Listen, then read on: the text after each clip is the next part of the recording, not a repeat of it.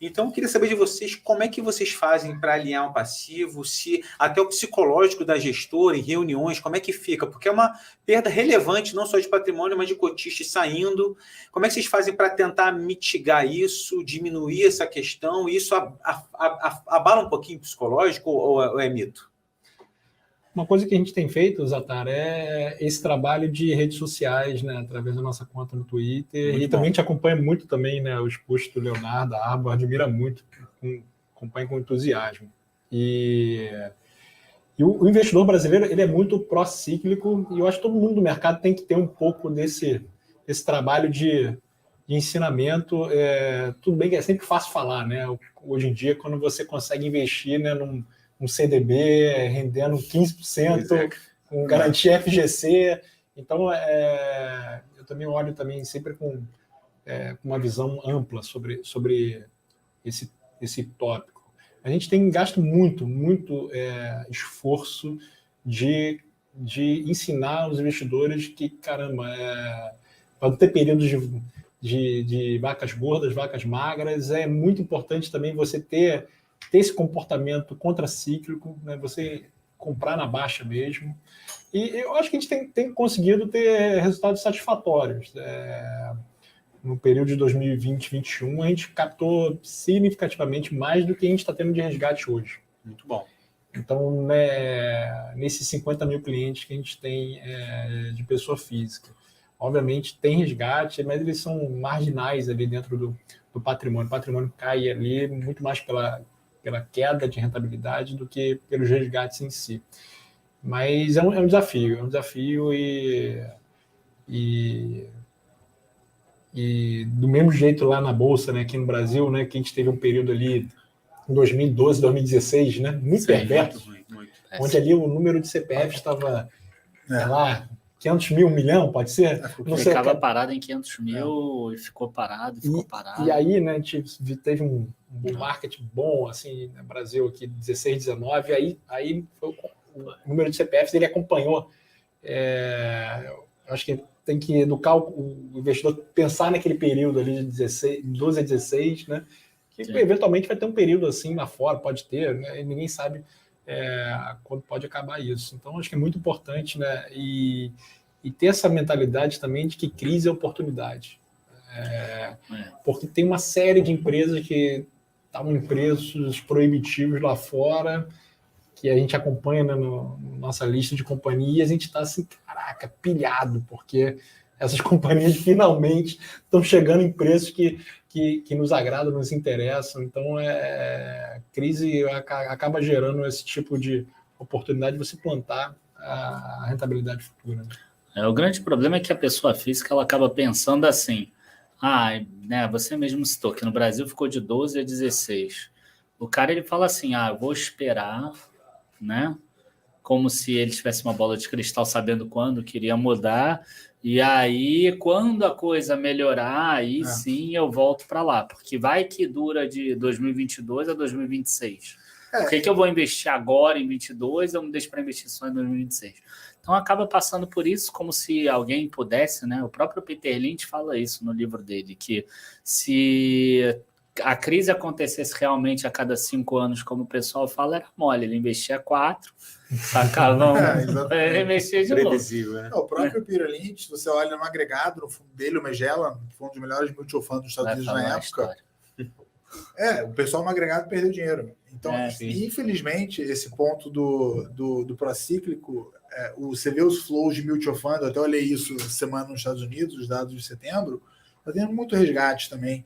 Então, acho que a educação financeira, o trabalho que vocês fazem é excepcional, ajuda muito, mas, infelizmente, eu acho que acaba sendo um pouco da natureza humana. Da mesma forma como o medo agora é grande, quando está indo muito bem, o pessoal investe mais do que deveria. Né? Eu acho que existe um overinvestimento no high e um underinvestimento. Então, a gente...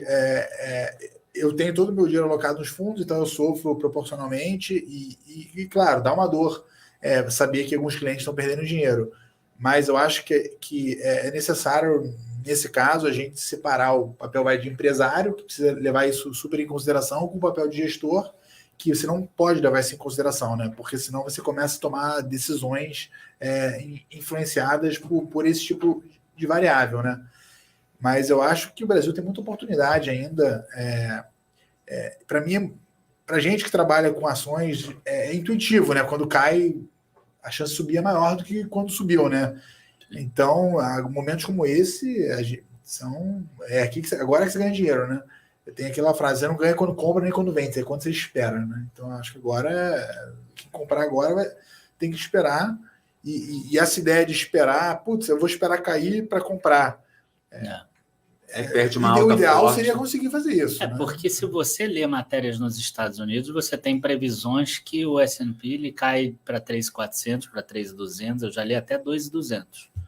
Então as pessoas ficam realmente esperando isso acontecer, né? Porque profeta do apocalipse tem um monte.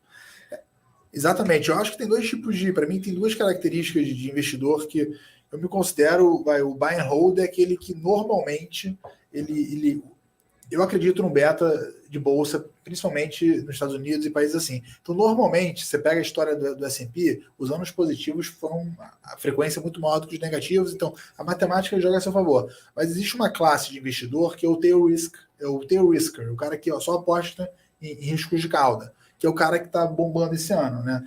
Pô, os juros abrem uma tonelada, mas teve um efeito de cadeia, né? Você teve a guerra, teve o conflito de Taiwan, você teve o pacote fiscal no UK, que agora vai voltar. Você teve 4 tail risks em série. Então, eu acho que vai nas suas previsões. Todo ano assim tem um cara que acertou, porque esse cara está fazendo nos últimos 10 anos essa previsão. Sim, né? Ele está perdendo dinheiro 10 anos para ganhar. Isso, o cara ganha um ano, fica 10 flat, um ano, fica 10 flat. Acho que em ações você tem anos. Normalmente se está positivo, mas vão ter anos que a correção, né, ela sobe mais devagar do que ela cai, mas acho que faz parte.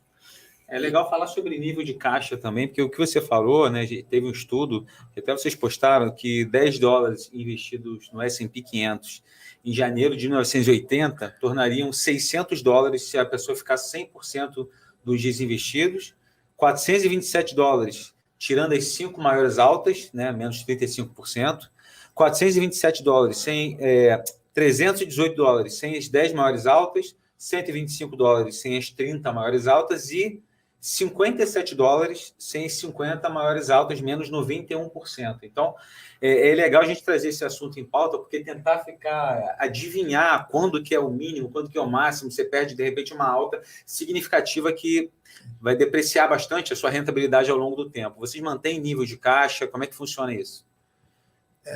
Vou começar. A gente decidiu ser long only. Então, nossa variável de caixa é de 0 a 5%. A gente acha que é muito difícil fazer market timing e eventos como o Treasury abrir 400 basis points, como acontece esse ano, você pega na história uma vez a cada 20, 30 anos. Né? O 60-40, que é a poupança sul-americana, que eu acho que é o ponto que o Rony trouxe. Acho que a forma acho que o investidor ideal, acho que para um gestor como a gente, seria um investidor que encara o nosso fundo como dentro de uma carteira equilibrada, como uma forma de poupança. Então, ele entende que em momentos ruins ele vai fazer realocação. Então, essa postagem foi na linha de mostrar que com essa mentalidade dá certo. Mas no momento que você quer adotar uma mentalidade de trader para o teu portfólio, beleza, se tiver muita sorte, ou provavelmente sorte, que o mérito de você não tem track record, a gente consegue acertar essas grandes quedas. Se você tem azar e perde as grandes altas, é isso. Assim, você perde, tem aqueles dias que sobe 5, 5, 5, assim, são os dias que fazem as grandes mudanças no S&P. Então, acho que esse estudo foi um pouco do nosso balizador de por que long only, né? Porque a gente não queria alocar muito tempo fazendo essa gestão de se o mercado tá. É claro que se o mercado for para um preço acima do razoável, a gente provavelmente vai fazer alguma coisa.